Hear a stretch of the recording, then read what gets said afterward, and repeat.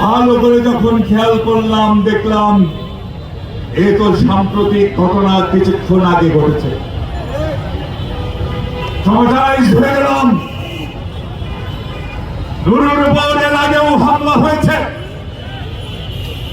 যখন সে কোটা বিরোধী আন্দোলন করেছিল, হাসিনা বিরোধী আন্দোলন করেছিল, আমরা নুরুর শরীর থেকে বারবার রক্ত ঝরতে দেখেছি।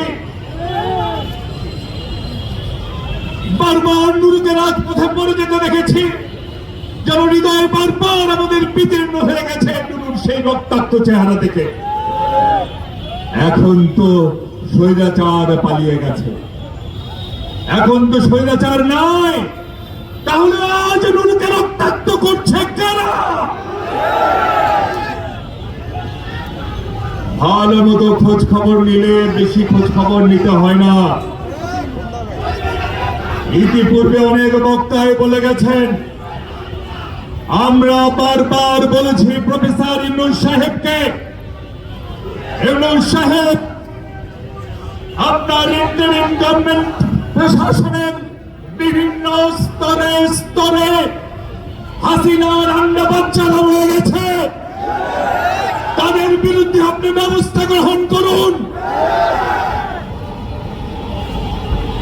ব্যবস্থা কিছু কিছু হয়েছে, বেশিরভাগ ক্ষেত্রেই হয় না। হোমিওপ্যাথি চিকিৎসা হয়েছে, অ্যালোপ্যাথি চিকিৎসা হয় নাই।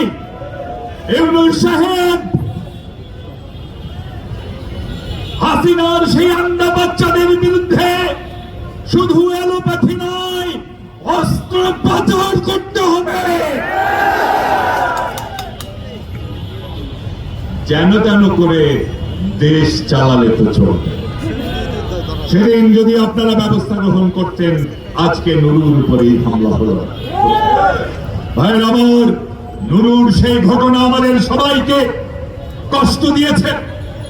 এখানে আমরা যারা আছি, আমরা বিভিন্ন পলিটিক্যাল পার্টি করি, আমাদের মধ্যে চিন্তা ভাবনার পার্থক্য আছে, আদর্শগত পার্থক্য আছে।